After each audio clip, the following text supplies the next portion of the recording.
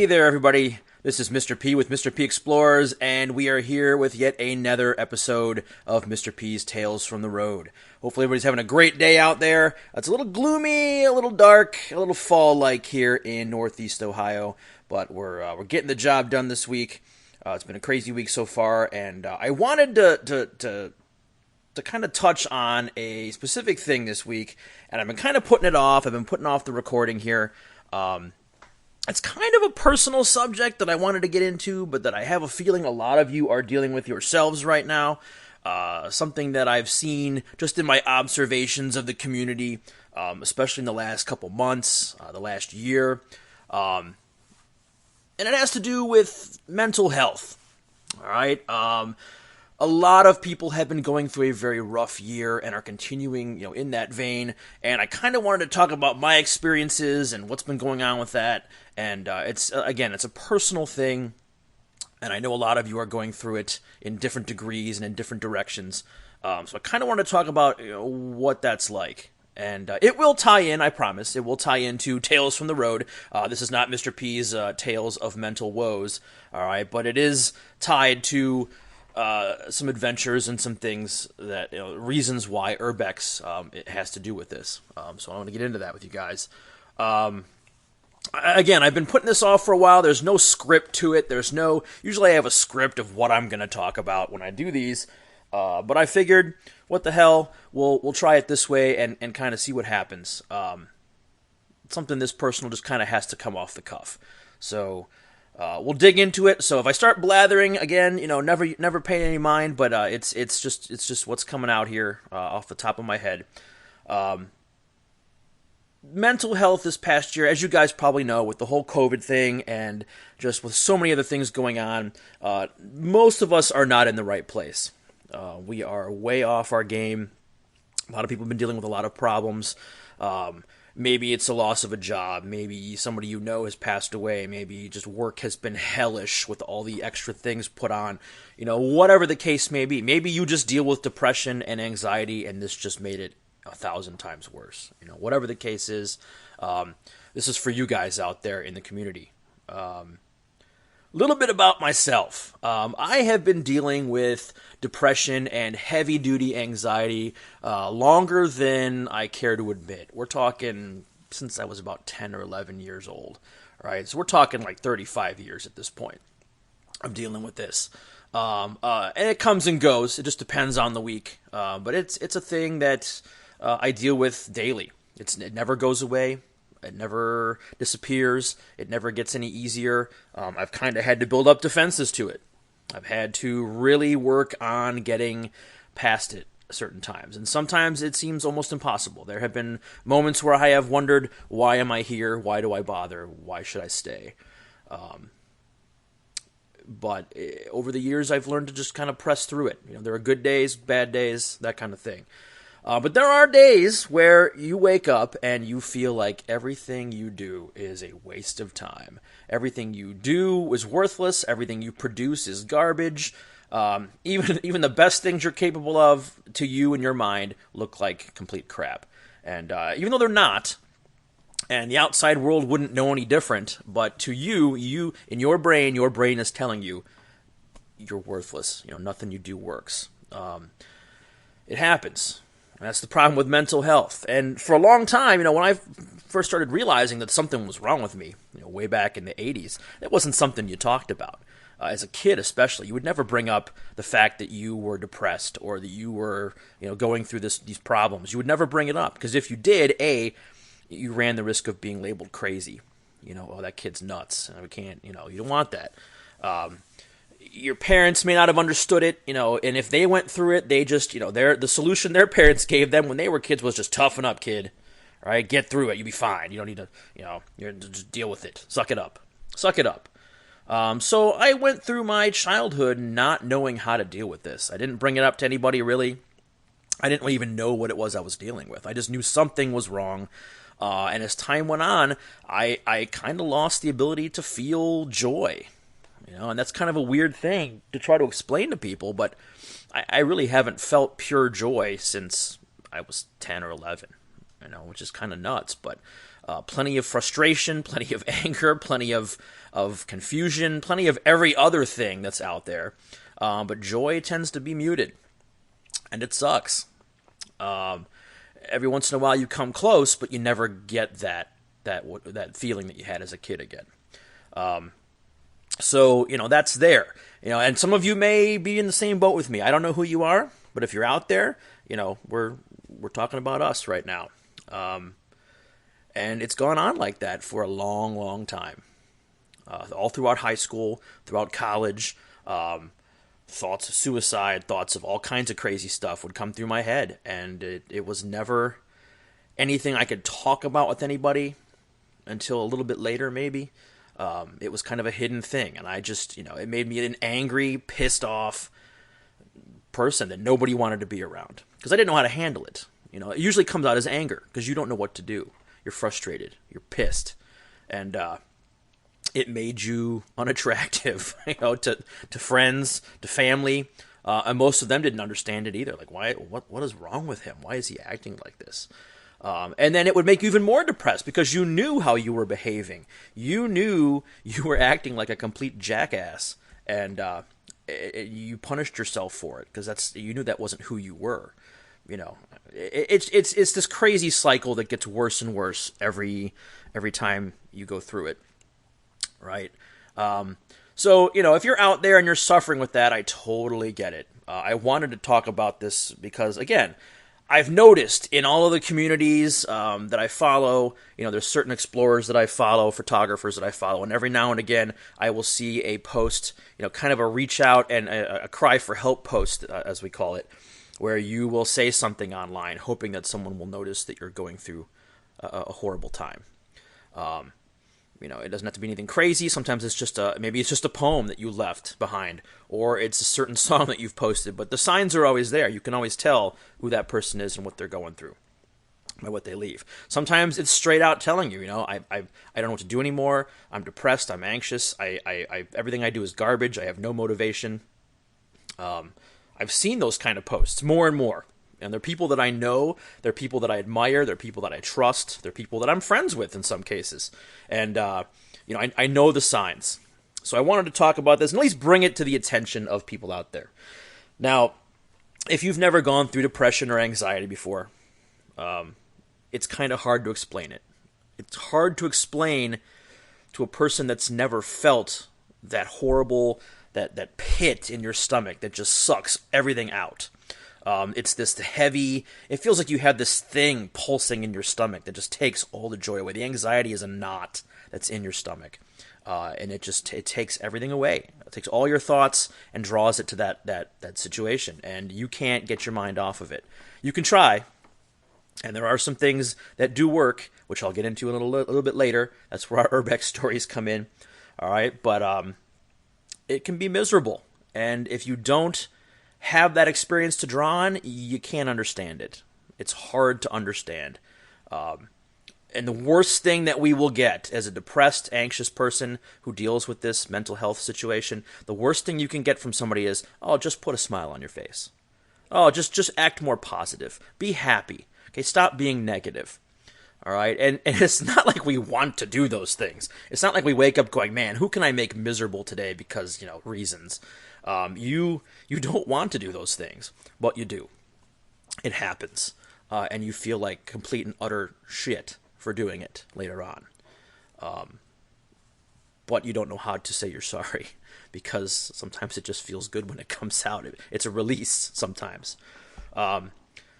So anyway, again, like if you're out there and you've never felt that before, you've never gone through it, just remember that when you hear those words, if you see those things and you see people struggling and they're not themselves, realize they are going through a hell.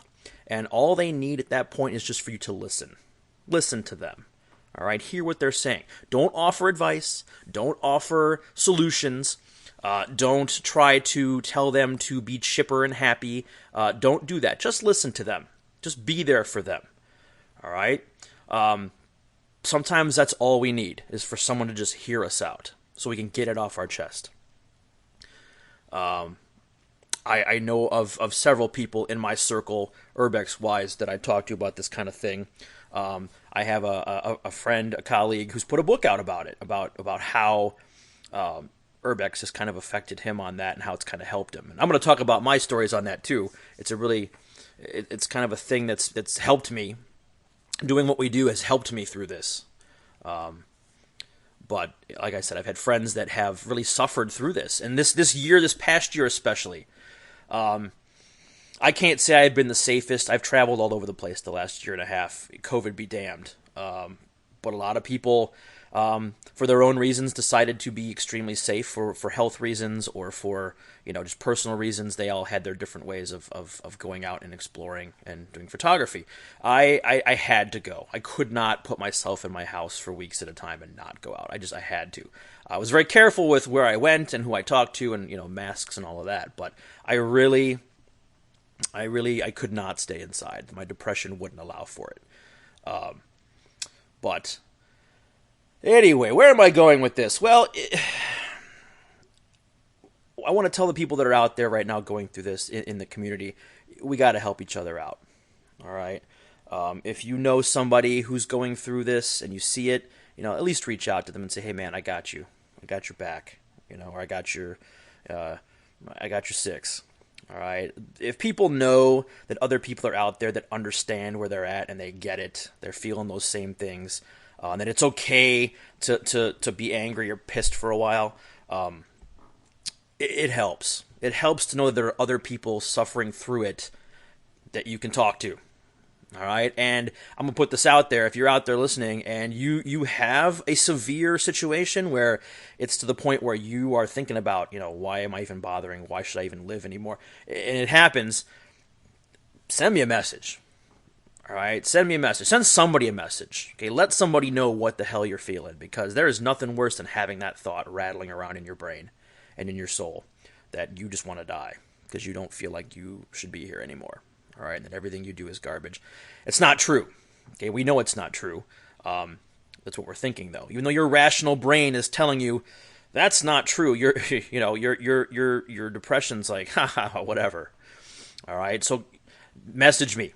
If you need to talk to somebody, message me. I can't guarantee you instant return, but I will get back to you and I will talk to you. I will gladly hear you out, even if it's just a vent. All right, we got to be there for each other, guys. Mental health, crazy stuff. All right, not in a good way. So I want to put that out there. All right, please take advantage of it. Or if there's somebody else you trust that you can trust, do that. Whoever, family members, friends, whatever the case is, please do that. Now, I want to talk a little bit about how this has helped for my depression and my anxiety. Urbex has saved my life. All right, I'm going to put that out there. That's the statement I'm going to start this off with. Urbex has saved my life. I, for a long time, drifted, not knowing what the hell my purpose in life was. I'm a teacher. You'd think that would be enough. It's not enough. I am so focused on the problems of 100 other different people and not on my own half the time that I lose myself. It's very easy as a teacher to lose yourself, to lose your idea of who you are and what you're supposed to be doing, because you're focused on everybody else being happy or being taken care of, or what your bosses need, or what a parent needs, or what, all these people need things from you, and you don't have time to worry about yourself. You have to perform. You have to make it happen. All right, I told my kids this one day. It's kind of like a comedy. Like when a comedy guy goes on stage, when a comedian goes on stage, you got to put it all out there 100%, and they can't know that you're terrified to be out there, that you don't know what's going on. You have to fake it. And a lot of times that's where, that's another thing about depression. You have to fake being depressed sometime. You have to fake being happy for the sake of everybody else around you. For their own sanity. They don't want to deal with you if you are pissed and angry and sad, and you have to fake it, and that is exhausting. It's exhausting. And that's kind of where I'm at with school. For years, it's teaching. I had to fake it. I had to fake being an extrovert, which I'm not. Okay, I'm totally an introvert. I like solitude. I like being, with a small group of people. I'm not a huge crowd fan, which is why Urbex was perfect for me. All right, back in 2018, I was gifted a camera, this little piece of shit Panasonic point and click. My parents got it for me for Christmas to take pictures of my kid, which that was cool. I didn't know of anything else. I'd never had a camera before. And as I've mentioned in other shows, it kind of evolved from there. I started taking pictures of things and going out and finding more and more weird things to take pictures of, and it evolved. And eventually, I got my hands on my first Nikon, and on and on and on. But one of the things that evolved out of that was I was able to focus on something else for a while. When I took those photos, when I had that camera in my hand, I wasn't worried about what my gut was telling me. I wasn't worried about what my depression was saying. I wasn't worried about any of that stuff. I was in a different zone. I was in a different place where I didn't have to worry about it. And when I first walked into an abandoned building for the first time, my first abandoned building was the Warner Swayze factory here in Cleveland. All right, anybody from Cleveland knows it's pretty much an entry level. It's your first. My first bando. All right, it's like a starter kit bando. Right, you walk in, it's totally gutted out. You don't have any problems. You just walk right in. And that to me though, once I found myself inside that building, I realized something. My depression was way down below where it usually was. I was in a place where it was quiet. I didn't have the energy and the problems of the world that I usually deal with around me. I was in a place that was empty, quiet. It was shadowy. It was peaceful. That's the big thing. It was peaceful. My brain was at peace for a while. I had my camera, and all I had to do was worry about what was around me and what my shots might be, and the natural beauty of things and the decay and all of that came into play. And that really, it was kind of like a drug for me. It made me feel better to be in a situation like that. Here I was in this giant abandoned factory, and there was nobody there to mess with me. There was nobody there to tell me to smile. There was nobody there to tell me what to do or how to do it.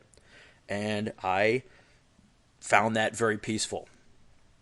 All right, and as things evolved, and I took my camera to different places, all these different locations, schools, churches, the same thing applied. It was a place to be in solitude. It was a place to kind of get back in touch with yourself, to recharge.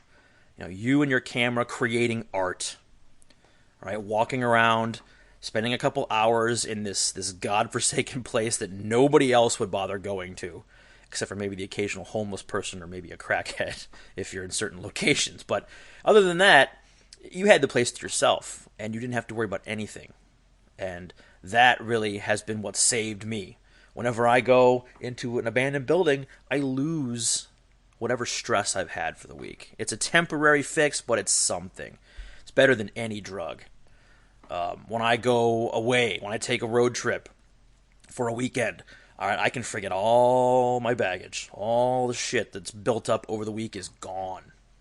And I can focus on that. And that's how it happens. And the greatest thing is you're there, and you're usually there with one or two other people, your crew. You're not on top of each other. You're there together for each other, but you're not on top of each other, and you can kind of do your thing. And when you're there with trusted people that you trust, friends of yours especially, there's nothing better. There's nothing better than being with those people in that situation where it's quiet. You can have a couple laughs. You can, have a couple stories to tell, and it's all good. Urbex has literally saved my life. Without Urbex, without photography, I don't know what I'd be doing right now. I would be worse off than I am. And it's pretty rough right now. I will tell you guys this. All right, it's been pretty rough the past couple weeks. A lot of waking up to panic attacks for no good reason. A lot of heavy-duty depression. A lot of moping around when I get home. A lot of sleeping, which is not something I want to be doing. I want to sleep at the right time, all right, not at 3 in the afternoon when I get home. So on the weekends where I can't go out, that I need to go out, it tends to be, kind of like a withdrawal from a drug. You don't get it, and you feel miserable. It's one of those things. So I know some of you guys probably understand and probably are there with me and have had this problem before yourself, this situation yourself. It is a way to cope with everything else that's going on. It's a way to practice your art. It's a way to do your thing on your terms. And some people don't always understand that. They don't get that. They're like, why are you in an abandoned building? Why do you go to these places? Well, for lots of reasons, all right, but this is one of them. It's a drug. It's a helpful drug. It's way better than anything you could get from a doctor. It's way better than anything you could get from, illegal places, I would assume. All right, it's a cure. It's a temporary cure, but it's something that helps. I have spent times in Detroit.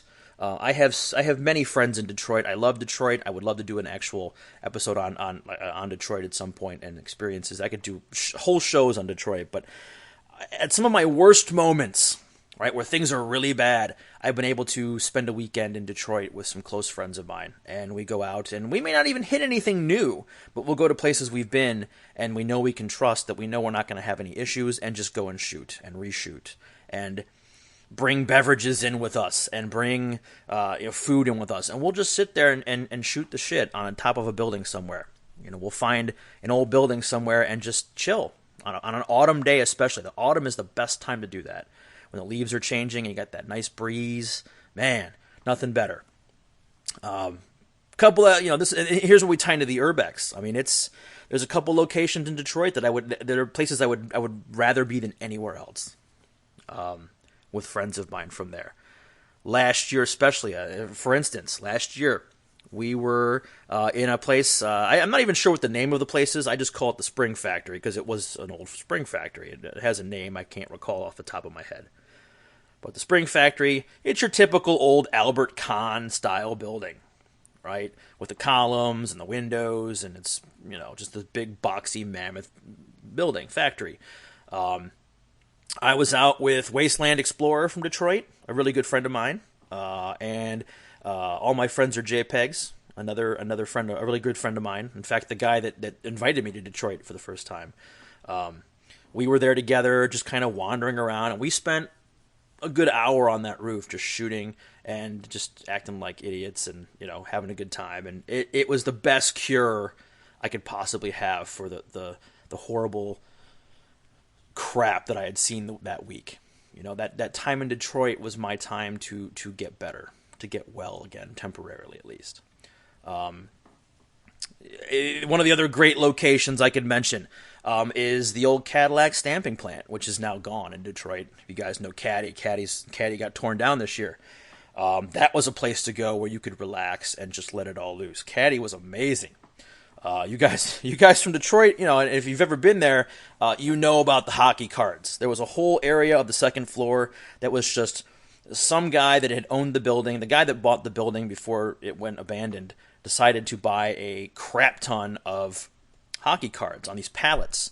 And he figured that they would appreciate over time. He could sell them and make a lot of money. Well, the guy had them there. He died.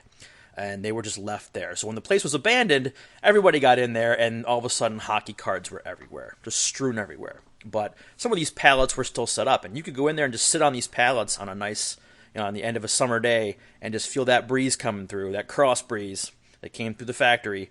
And we would sit there and just shoot the shit for an hour or so and watch the sun go down. And it was the greatest time ever. Again, all my friends are JPEGs. He was there with me that night. He remembers. But those are the things that make you healthy again. Those are the things that keep you sane. Shooting in those buildings, focusing on the things that you can focus on, Because let's be honest, guys, we can't control everything in life. We can't control a lot of things that happen to us. We can't control the depression. We can't control the anxiety. Photography gives us something we can control. We can control what we're focusing on. We can control lighting. We can control f-stop and shutter speed and all of those things. We can control all of that. So it gives us something to control, something to focus on, something to give us some kind of peace again. So I suspect you guys are a lot like that. If you're in my situation, you probably do this for those reasons as well. It's not just because you want to go into an abandoned place, although that's part of it, right? We love the adrenaline. We love the rush we get from getting into a place we're not supposed to be, taking pictures and then getting out undetected. That's part of it. But the other part of it is just spending the time there soaking up the environment, soaking up the history of it, soaking up the solitude of it. That's the big one, the solitude, right? And enjoying it as it is, as it lies. And that's what helps us out. That's what gets us through. So, if you're willing, I'd love to hear what you guys have to say on it. I'd love to hear your personal stories. If you want to leave something in the comments below, either here or on the Facebook page, by all means. Or whatever you'd like to share about your situation. We all have our own different demons to deal with, but by all means, let us know what your story is and how you cope. Do you have any favorite places that you go? Do you have anything that you like to do with your photography that helps you get past that? Whatever the story is, let us know. All right. If you enjoyed today, which was a little bit different than usual, I promise you guys that the next episode is going to be something fun, something a little less heavy. We're going down to West Virginia in 2 weeks. West Virginia in 2 weeks to talk about one of my favorite topics, a cryptid creature. You might be able to figure out who it is, all right, just by those clues. We'll be talking about that next week. So a little bit something more fun, a little less heavy. But if you enjoyed what you heard this week, by all means, drop a like, subscribe to the channel, follow along. Every 2 weeks we usually have something coming out. Depending, maybe in the wintertime we'll be popping out more. We'll see. But hope you guys enjoyed the show, and thanks for hearing me out. I had to get that off my chest. It felt damn good to do it. And we will see you in the next episode in 2 weeks. Have a great weekend as it comes closer. All right, stay safe out there. Keep on exploring. As always, document it all. And we'll see you on down the road. This is Mr. P signing off. Have a great week.